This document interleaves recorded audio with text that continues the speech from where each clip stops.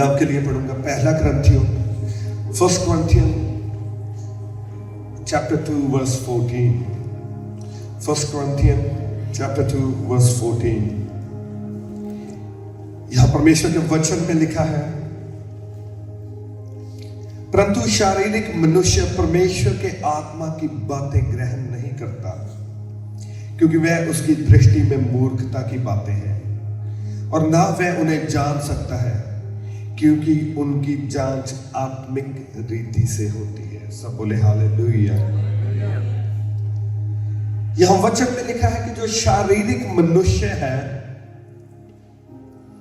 वो परमेश्वर की आत्मा को ग्रहण नहीं कर सकता, परमेश्वर की आत्मा की बातें ग्रहण नहीं कर सकता। क्यों? क्योंकि उसके लिए वो एक मूर्खता है, वह उन्हें जान नहीं सकता, क्योंकि उनकी जांच आत्मिक रीति से होती है। Hallelujah, hallelujah, hallelujah. कहता क्योंकि उसकी जांच आत्मिक रीति से होती है, और एक शारीरिक मनुष्य उन बातों को समझ नहीं सकता, क्योंकि एक शारीरिक मनुष्य जो है उसके पास वो सॉफ्टवेयर नहीं है, उसके माइंड में वो कैपेसिटी नहीं है कि वो परमेश्वर की बातों को समझ सके। इसलिए जब परमेश्वर की बातें उस मनुष्य की समझ में नहीं आती तो उसके लिए वो मूर्खता भरी बातें होती हैं। वो सोचता है कि जो परमेश्वर के लोग हैं ये मूर्ख हैं, ये क्या करते रहते हैं, ये क्यों ऐसे काम करते हैं। क्यों? क्योंकि उसके माइंड में वो सॉफ्टवेयर है ही नहीं जिसे वो उन चीजों को अंडरस्टैंड कर सके। उसका माइंड डिफरेंट है, पर परमेश्वर के आत्मा का माइंड डिफरेंट है। इसलिए जो शारीरिक मनुष्य है वो उन बातों को कभी भी समझ नहीं पाता, और वो अपनी प्रॉब्लम्स में फंसा रहता है, और कभी भी वो प्रॉपर छुटकारा नहीं पा सकता, कंप्लीट डिलीवरेंस। इसीलिए इवन मैं बात करता हूं एक नॉर्मल इंसान की नहीं, बहुत सारे बिलीवर्स की, जो बिलीवर्स अभी भी शारीरिक तौर से चल रहे हैं, वो परमेश्वर की आत्मा की बातों को समझ नहीं पाते। क्यों? क्योंकि माइंड जो है अभी शारीरिक है, और जब परमेश्वर के लोग परमेश्वर के आत्मा के द्वारा कुछ करते हैं तो उनके लिए मूर्खता ठहरती है। हम एक और वचन पढ़ेंगे, 1 Corinthians chapter 1 verse 25। पहला Corinthians उसका 1st chapter और 25। यहां लिखा है, क्योंकि परमेश्वर की मूर्खता मनुष्य के ज्ञान से ज्ञानवान है, और परमेश्वर की निर्बलता मनुष्य के बल से बहुत ज्यादा बलवान है। हालेलुया। परमेश्वर में कुछ भी मूर्खता नहीं है, मगर अगर कुछ है जो लोएस्ट से लोएस्ट लेवल है, वो अगर धरती की सारी विजडम इकट्ठी कर ली जाए, हर एक मनुष्य की जो विजडम है, जो टॉप के साइंटिस्ट, सभी को आप इकट्ठा कर लो और उसको एक जगह रख लो, परमेश्वर की विजडम, परमेश्वर की मूर्खता उससे भी बढ़कर विजडम है। हालेलुया। और अगर धरती का सारा बल आप इकट्ठा कर लो, सब मनुष्य का बल और जानवरों का बल और हर चीज का बल, न्यूक्लियर पावर इकट्ठी कर लो आप सभी, परमेश्वर का जो सबसे छोटा बल है वो उससे भी अधिक है। हालेलुया। वो परमेश्वर इतना महान है, वो इतना बड़ा है, वो इतना माइटी है, वो इतना जोरावर है, और वो इतना वाइज है, उसके पास इतना ज्ञान है। मगर जो शारीरिक मनुष्य है, जिसका माइंड कार्नल है, उसके लिए परमेश्वर के आत्मा की बातें, किस चीज की बातें हैं? मूर्खता की। वो उसे मूर्खता की बातें समझता है। आपको पता है, जिस दिन आपने परमेश्वर को ग्रहण किया, जिस दिन आपने बपतिस्मा लिया, उस दिन हेवन में हलचल होनी स्टार्ट हो गई। जैसे एक बेबी एक घर में बॉर्न होता है, जिस दिन वो बॉर्न होता है उस घर में क्या होता है? पहले हलचल होती, पार्टीज होती है। ऐसे ही होता है कि पार्टी होती है।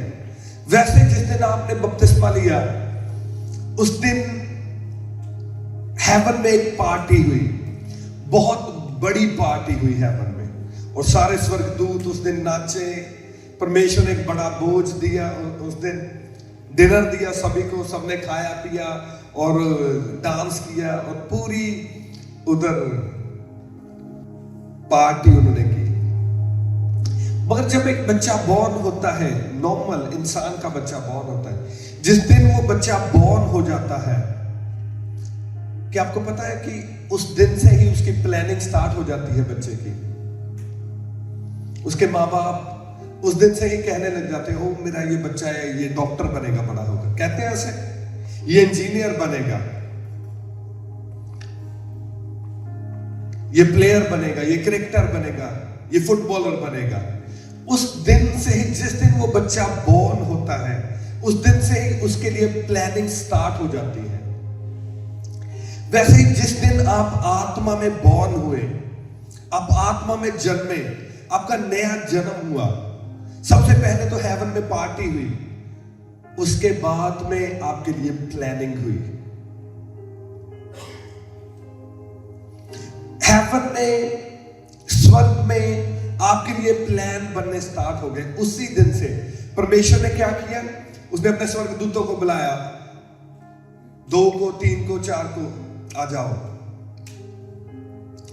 वो अपनी जो नोटबुक से डायरीज लेके आ गए। परमेश्वर ने कहा, ओके लिखो, इसके लिए प्लान लिखो, इसकी लाइफ का प्लान लिखो इस बुक में।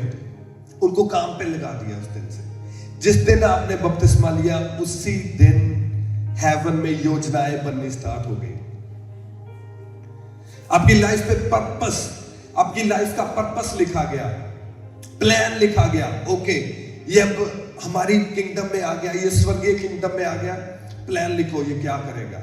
स्वर्गदूत लिखने लग गए, काम पे लग गए। ओके, परमेश्वर ने कहा लिखो, उन्होंने लिखा। ओके ठीक है, ओके ये प्लान करेगा, ओके ये आज के बाद ये करेगा। परमेश्वर ने अपने स्वर्गदूतों को, अपने एंजल्स को काम पे लगा दिया आपके लिए। वो काम पे लग गए। जिस दिन से आपने बपतिस्मा लिया है, उस दिन से वो काम पे लग गए हैं। हालेलुया। और उस दिन से एवरी सिंगल डे वो काम कर रहे हैं। आप चाहे करो या ना करो, जो एंजल्स हैं, स्वर्गदूत हैं, आपके लिए उसी दिन से काम पे लग गए हैं। और जब आप बपतिस्मा लेते हैं, परमेश्वर के किंगडम में आ जाते हैं। परमेश्वर वो जो प्लान होता है, वो अंश अंश करके आपको रिवील करते हैं। कई बार आपके लिए प्रोफेसी होती है कि परमेश्वर का दास आपके लिए प्रोफेसी करता है कि मैं आत्मा में देख रहा हूं कि तू एक बहुत परमेश्वर का बड़ा जन बनेगा, तू नेशंस में जाएगा, तू लोगों को बचाएगा, तू इतने लोगों को बचाएगा।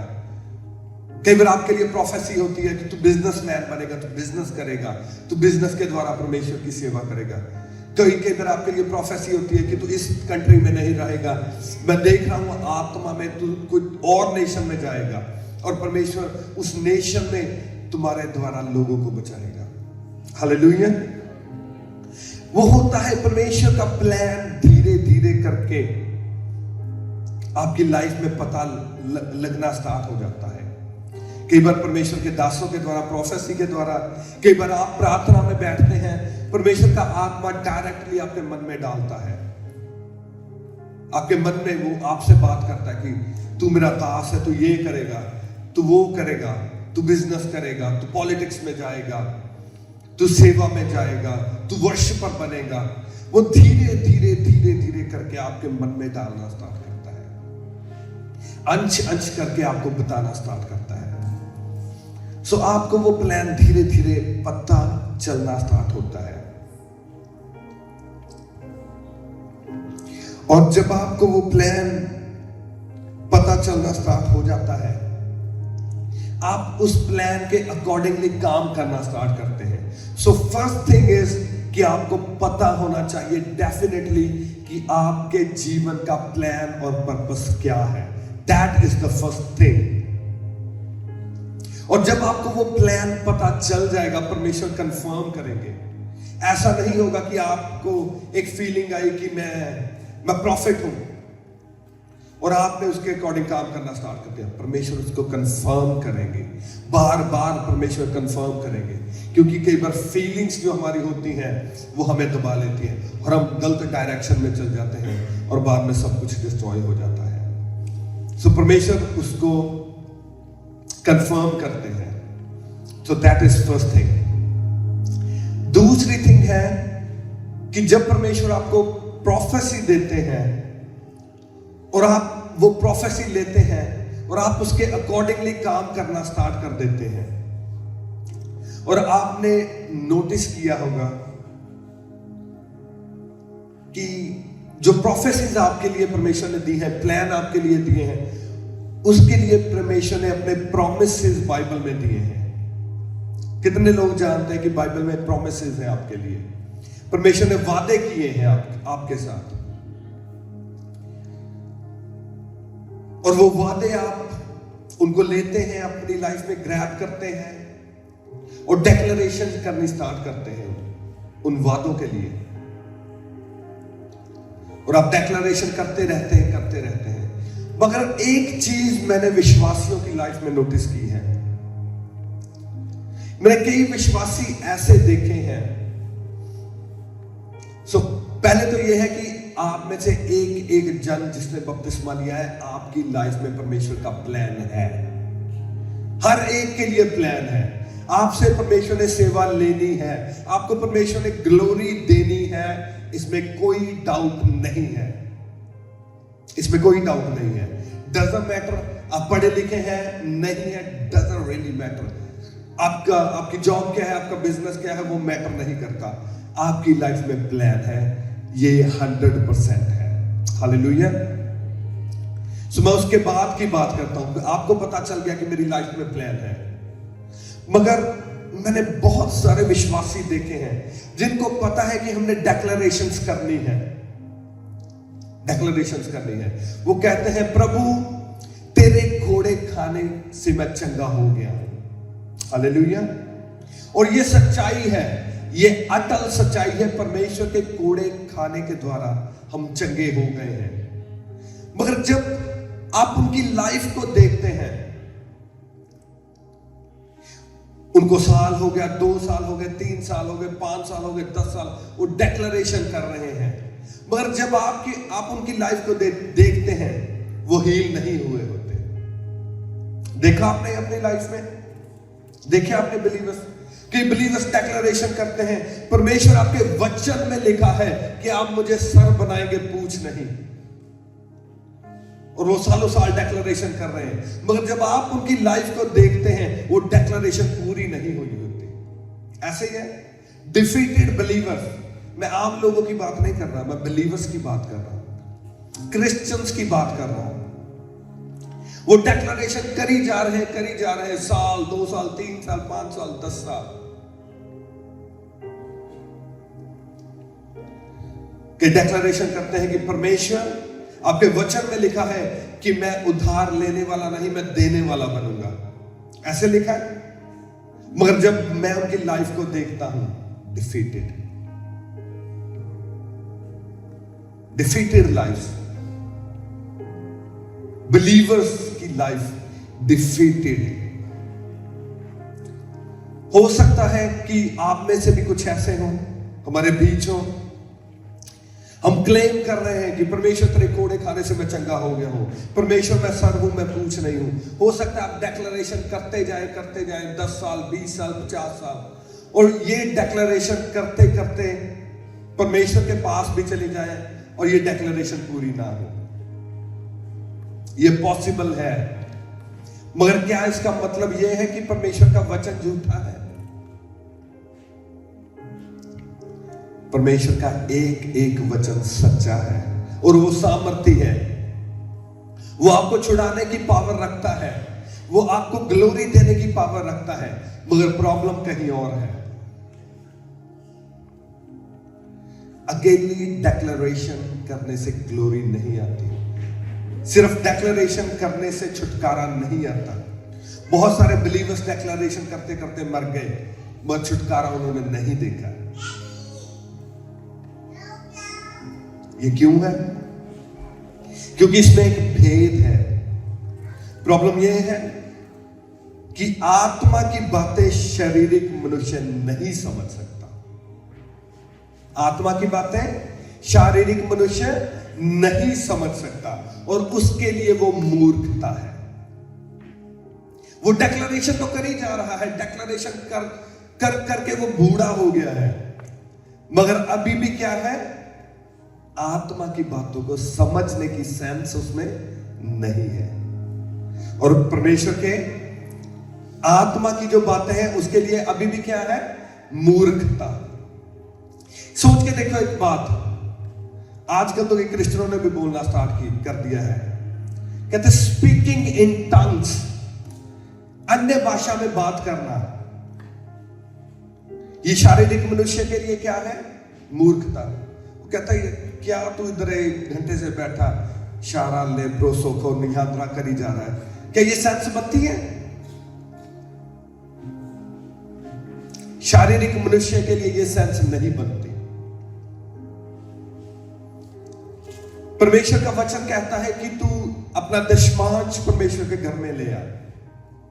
और एक इंसान है जो गरीबी में है, कर्जे में है, वो स्टिल अपना दशमांश लेके परमेश्वर के घर में आ रहा है। वो दसवंध अपने बीजों को बो रहा है। मगर शारीरिक मनुष्य के लिए ये क्या है? मूर्खता है। ऐसा ही है, ये मूर्खता है। शारीरिक मनुष्य क्या कर रहा है? कहता बेवकूफ, ये जो तू चर्च में जाके डालता है इसको जमा कर। ये जो वीक के तू 50 पाउंड जाके चर्च में डालता है इसको जमा कर, महीने के 200 हो जाएंगे और अपना कर्जा उतार। ये शारीरिक मनुष्य का वे है, ये शारीरिक मनुष्य का माइंड है। मगर परमेश्वर जो आत्मिक मनुष्य है वो क्या करेगा? वो बीज लेके जाएगा और वो बो देगा। हालेलुया।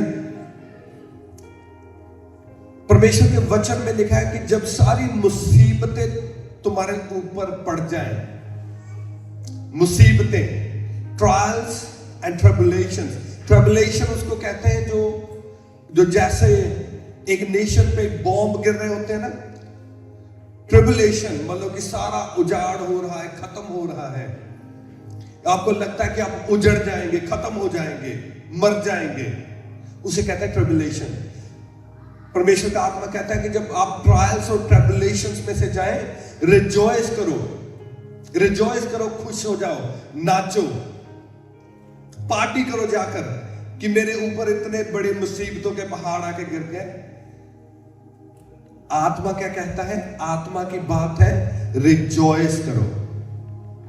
मगर अगर आप करेंगे, शारीरिक मनुष्य क्या कहेगा आपको? तुम मूर्ख है, ऐसे कहेगा, मूर्ख है कि ये तो लुट गया, इसका बिजनेस फिनिश हो गया, इसकी जॉब चली गई, ये तो भूखा मर जाएगा, और ये इधर नाच रहा है। वो क्या कहेगा? इसका दिमाग खराब हो गया है। आत्मा की बातें शारीरिक मनुष्य के लिए क्या है? मूर्खता। वो उसको समझ नहीं सकता, शारीरिक मनुष्य उसको समझ नहीं सकता। उसको समझने के लिए क्या चाहिए? Mind of Christ. क्या चाहिए? Mind of Christ.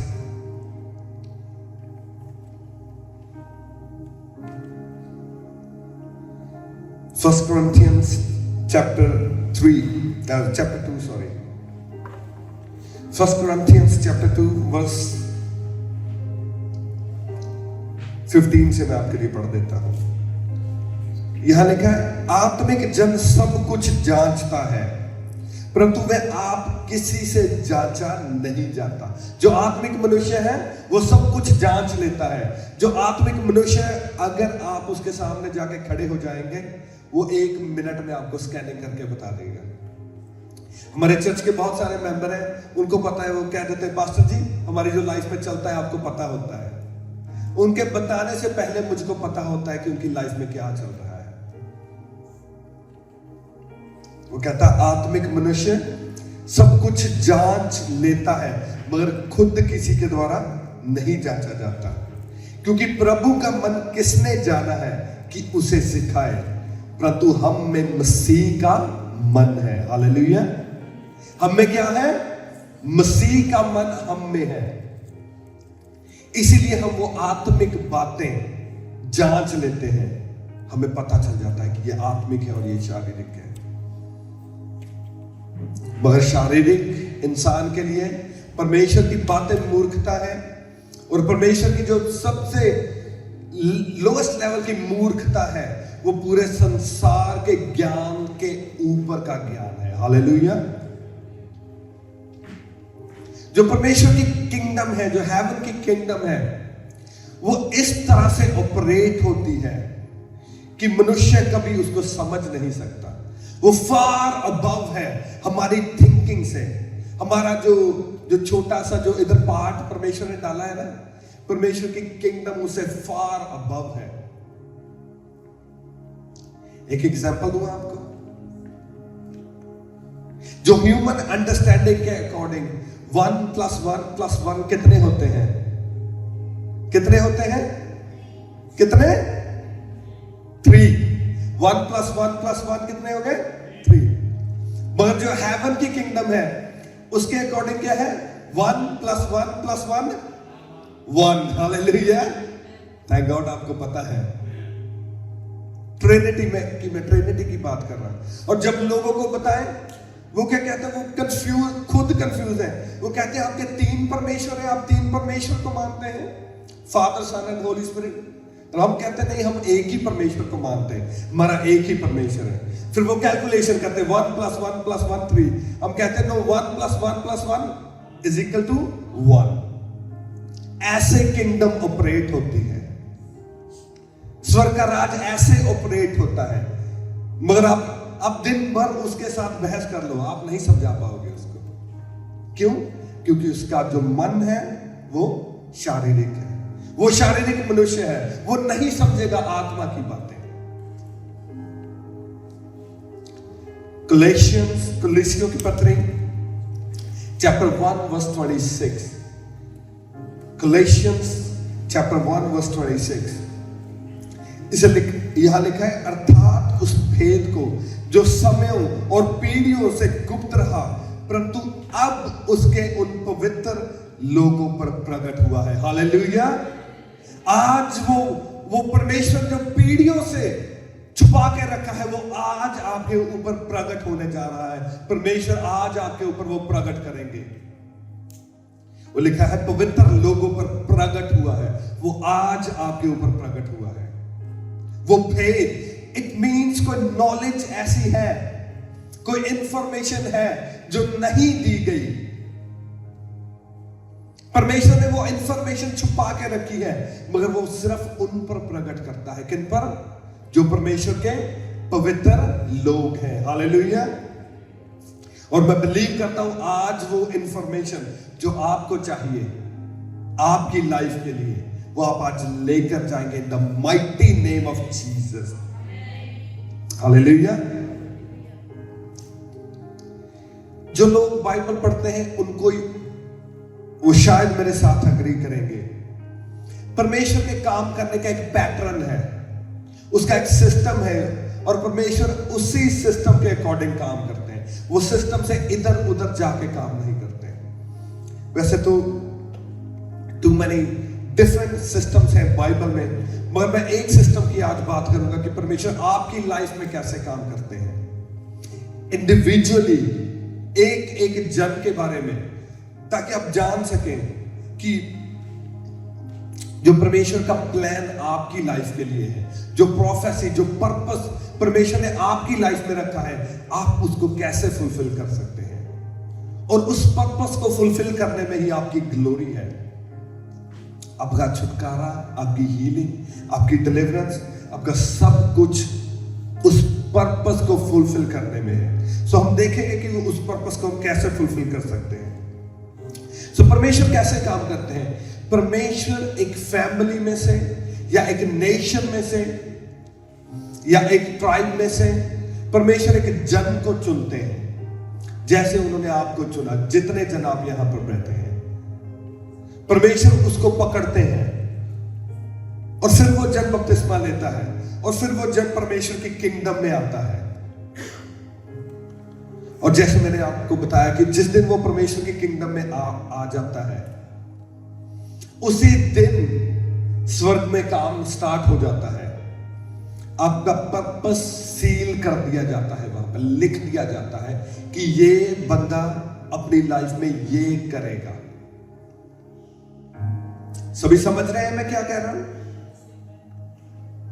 हालेलुया। उस दिन उस बुक में लिख दिया गया है कि ये मेरा बंदा सेवकाई करेगा, ये प्रॉफिट बनेगा, ये अपोस्टल बनेगा, ये बिजनेसमैन बनेगा, ये पॉलिटिशियन बनेगा। उस दिन आपकी डेस्टिनी उस बुक में लिख दी गई है। मगर उस डेस्टिनी तक पहुंचने के लिए आपको कुछ चाहिए। उसको फुलफिल करने के लिए आपको कुछ चाहिए, और वही एक लिंक है जहां पे वो कहते हैं ना, कुंडी किथे अड़ी, कुंडी उथे ही अड़ी है, जो आपको चाहिए। और अगर आपको पता चल जाए कि वो समथिंग क्या है जो आपको चाहिए, तो फिर ग्लोरी भी आपकी, विजय भी आपकी, सब कुछ आपका है। अगर वो आपको पता चल जाए कि वो चीज क्या है। हालेलुया। और वो आज आप लेके जाएंगे, आप आज पता करके जाएंगे, परमेश्वर आप पे रिवील करेंगे। इसीलिए हमने आज अनॉइंटिंग ऑयल मीटिंग रखी है। सो मेक श्योर आप सीरियस होके बैठे, वचन को ध्यान से सुनो, क्योंकि नेक्स्ट पार्ट बहुत छोटा है मगर बहुत इंपॉर्टेंट है, आपके लिए समझना बहुत जरूरी है। अगर आप बाइबल को ध्यान से पढ़ें और प्रोफेसी, जो कई ऐसे लोग हैं वो कहते हैं हम प्रोफेसी के स्टूडेंट हैं, वो सिर्फ प्रोफेसी को स्टडी करते हैं, और उन्होंने डीप स्टडी की है प्रोफेसी की, जो बाइबल में प्रोफेसीज दी गई है। अगर आप प्रोफेसी को डीपली स्टडी करें तो कोई भी ऐसी प्रोफेसी बाइबल में नहीं आई जो योजना के बगैर हो। हालेलुया। कोई भी ऐसी प्रोफेसी जो परमेश्वर ने दी है बाइबल में, वो योजना के बगैर नहीं दी। परमेश्वर ने ऐसे नहीं कहा कि मैं तुझे ब्लेस करना चाहता हूं, ओके ब्लेस हो जा, और आसमान से सोना आकर गिर गया और वो बंदा उसके आसपास सोना ही सोना हो गया। कोई लिखा है बाइबल में ऐसे? लिखा है? जब परमेश्वर ने कहा ओके मैं तुझे ब्लेस करना चाहता हूं, ओके तुझे मैं 1000 ऊंट दे रहा हूं या 1000 भेड़ बकरियां दे रहा हूं, वो बंदा वहां खड़ा है और ऊपर से बकरियां गिर रही हैं, घोड़े गिर रहे हैं, मिलियंस ऑफ पाउंड ऊपर से गिर रहा है। कभी ऐसा हुआ? जब परमेश्वर ने प्रोफेसी दी है, परमेश्वर ने उसके साथ योजना दी है, और वो योजना है जो आपको चाहिए अपने जीवन में सफल होने के लिए। हालेलुया। योजना, स्ट्रैटेजी।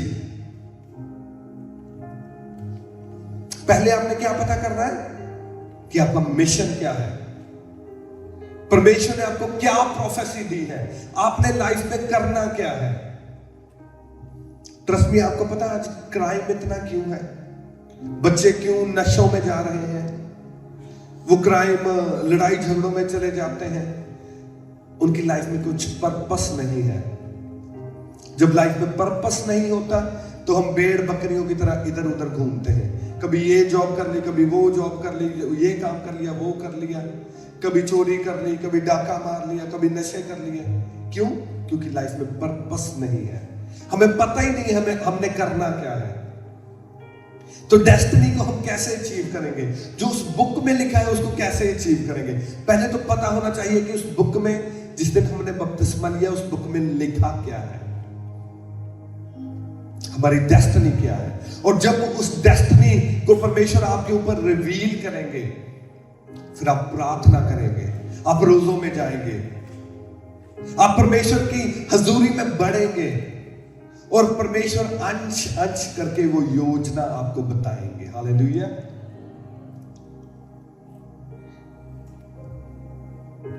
हो सकता है आपको प्रोफेसी आज मिली हो, आज आपके लिए प्रोफेसी हो, मगर जो योजना है परमेश्वर अगले 5 साल आपको ना दे। It's possible, it's possible.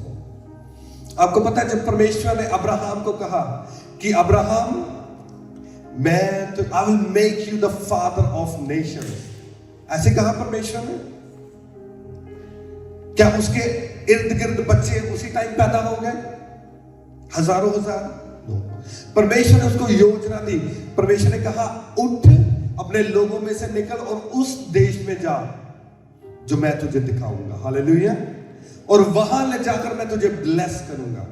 क्या परमेश्वर ने देश दिखा दिया था? नो।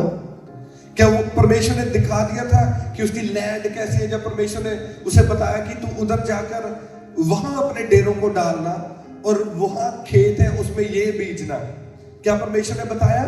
नो। परमेश्वर आपको पहले प्रोफेसी देते हैं, फिर योजना देते हैं, और योजना भी परमेश्वर अंश अंश करके देते हैं, स्टेप बाय स्टेप देते हैं। पहले परमेश्वर ने क्या कहा अब्राहम को? उठ और अपने लोगों में से निकल। वो योजना का एक अंश था। फिर उसने क्या कहा? उस देश में चला जा। वो उस देश में चला गया। ये योजना अंश अंश करके। मूसा, अगर आप मूसा की स्टोरी ले लो, जब मूसा को परमेश्वर ने भेजा, क्या परमेश्वर ने पूरा प्लान उसको एक बता दिया था कि पहले तू जाएगा, फिर वो तू छड़ी लेके जाएगा, फिर तू छड़ी फेंकेगा, उसका सांप बन जाएगा, फिर वो छोड़ेगा नहीं, फिर तू दोबारा जाएगा, फिर तू उधर जाएगा और मैं तेरे द्वारा समंदर को, पानी को खून बना दूंगा? क्या परमेश्वर ने सारा प्रिंट एक बार दे दिया? नो। जब आप वफादारी के साथ परमेश्वर में चलते जाते हैं, परमेश्वर अंश अंश करके वो स्ट्रैटेजी, वो योजना आपकी लाइफ में देना स्टार्ट कर देते हैं। कई बार परमेश्वर 2 साल 3 साल वो योजना नहीं देते। उसका रीजन क्या होता है? वो योजना लेने के लिए आपको परमेश्वर का ट्रस्ट अर्न करना पड़ता है, परमेश्वर का विश्वास जीतना पड़ता है। और जब आप मुश्किलों परेशानियों में वफादारी से परमेश्वर के साथ चलते जाते हैं, शैतान पूरी ट्राई करता है तोड़ने की, और आप नहीं टूटते, फिर आप परमेश्वर का वो जो विश्वास है उसको जीत लेते हैं, और फिर परमेश्वर अंश अंश करके वो योजना आपकी लाइफ में देना स्टार्ट कर देता है। और स्टेप बाय स्टेप फिर जो आपके स्टेप हैं हेवन में डिजाइन किए जाते हैं, और आप चलते हैं उन स्टेप्स के ऊपर। फिर आप ग्लोरी को देखते हैं, फिर आप छुटकारे को देखते हैं, फिर आप हीलिंग को देखते हैं, डिलीवरेंस को देखते हैं। क्योंकि परमेश्वर का प्लान सिर्फ आपके लिए ही नहीं, आपके वंशों के लिए भी है। वो ऐसी ग्लोरी देना चाहता है, ऐसी ग्लोरी। अगर आपको आज पता चल जाए कि उस बुक में जो हेवन में है क्या लिखा है, मुझे नहीं पता आप क्या करोगे। हालेलुया। ग्लोरी लेने का छुटकारा, मैं कंप्लीट छुटकारे की बात कर रहा हूं, कंप्लीट छुटकारा। उसकी योजना है कि पहले जानना कि आपकी लाइफ में प्लान क्या है, परमेश्वर का पर्पस क्या है। वफादारी से जब ट्रायल्स एंड ट्रिबुलेशंस है उसमें चलना, आत्मिक रीति के साथ अपने मन को आत्मिक करना, शारीर से नहीं सोचना। शारीरिक बातें छोड़ देनी है कि उसने मुझे ये कहा, अब मैं फिर यही तय करके ही होना हो। इन्हें मैंने एक गल कही, मैं 10 गल्लां दा मुंह बंद करना है। शारीरिक बातें, जब आप आत्मिक होते हैं, आपको पता है कि ये जो आपके खिलाफ बोल रहा है, ये नहीं, इसके अंदर से शैतान बोल रहा है। सो आपने उसको आंसर नहीं देना, आत्मा में आंसर दो। जाओ अंदर, प्रेयर रूम में जाओ, प्रेयर करो। ट्रस्ट मी, परमेश्वर ऐसी योजना आपको देंगे ना, ऐसी योजना। आपके जो विरोधी है ना, आपके पैरों में लेटते फिरेंगे, लेटते। ऐसी योजना परमेश्वर आपको देंगे। जो आज आपको कुछ नहीं समझते ना, कुछ नहीं, वो सोचते हैं कि आप शून्य है, शून्य है। कल को लाइनों में लग के आपको अपॉइंटमेंट मांगेंगे कि मिल दो यार एक बार, प्लीज 2 मिनट ही दे दो हमें। ऐसी योजना परमेश्वर आपकी लाइफ में देंगे, ऐसी योजना। मगर आपको पता होना चाहिए कि आपकी लाइफ में पर्पस क्या है। पर्पस हो सकता है कि मिनिस्ट्री में आपने एज अ वर्शिपर आपने सेवा करनी है। As a junior pastor, as a senior pastor आपने सेवा करनी है। एज अ टीचर आपने मिनिस्ट्री में सेवा करनी है। एज अ बिजनेसमैन आपने पैसे को कमाना है और बीजों को बीजना है। और या जॉब में ऐसी आपकी जॉब हो जिसमें आप एवरी डे 10 बंदों को मिले, और 10 बंदों को आपको उस जॉब में मिलोगे तो सही, पर 10 बंदों में से कम 5 बंदों को आप वचन सुनाओगे, और परमेश्वर उधर से आपको यूज करेंगे। आपको परमेश्वर योजना देंगे। मैं जब normal as a taxi driver काम करता था, ट्रस्ट मी, इतने लोगों को मैंने वचन सुनाया ना, इतने लोगों को, कईयों ने उधर गाड़ी में बैठे बैठे अपनी लाइफ परमेश्वर को दी है। आपको नहीं पता परमेश्वर ने आपको कब कैसी योजना देके यूज कर लेना, और वो योजना आपके लिए यूनिक होगी, वो आपके लिए डिजाइन होगी। आपको पता है, मूसा जब पीछे से इजराइलियों को लेके आ रहा है और वो लाल समुद्र पे खड़ा है, और वो पूछ रहा है परमेश्वर अब मैं क्या करूं। वो उधर आगे फंस गया, पीछे फिरौन की सेना और आगे समुद्र, दोनों तरफ मौत है। क्यों? परमेश्वर ने योजना उसको नहीं दी थी।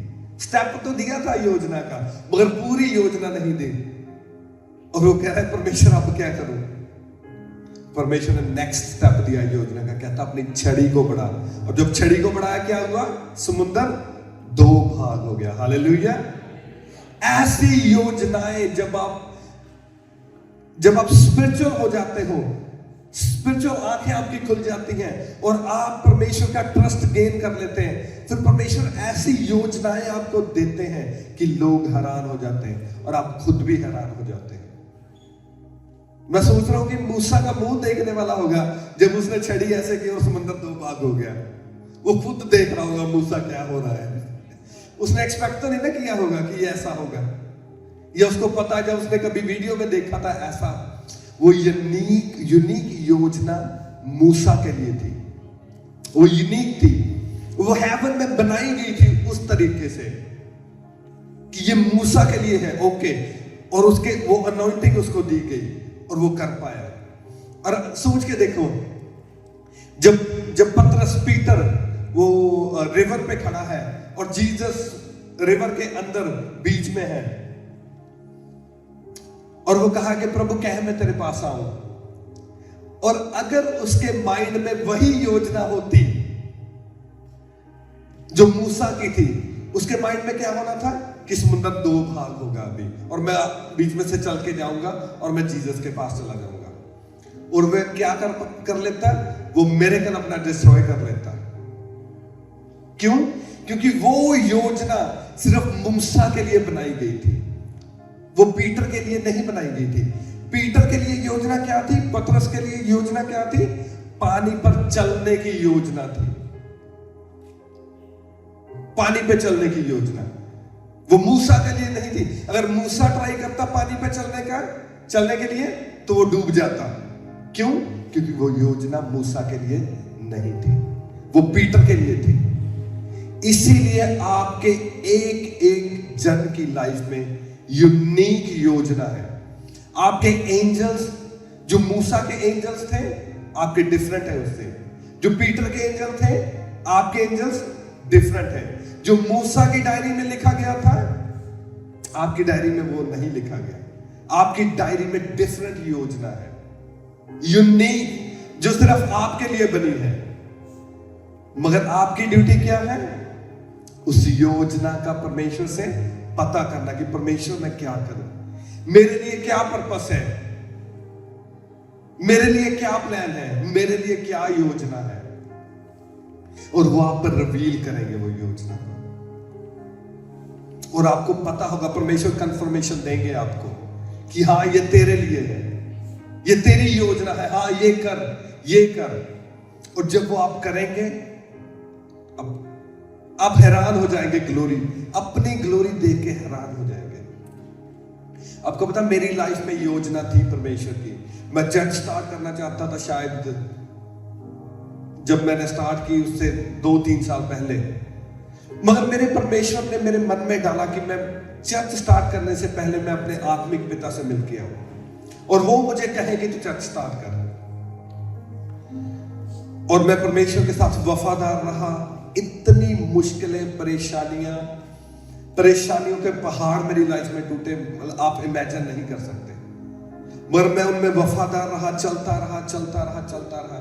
और एक दिन ऐसा आया कि वो दिन आया कि मैं इंडिया जा सका। मैं पहले कभी नहीं मिला था अपने आत्मिक पिता से,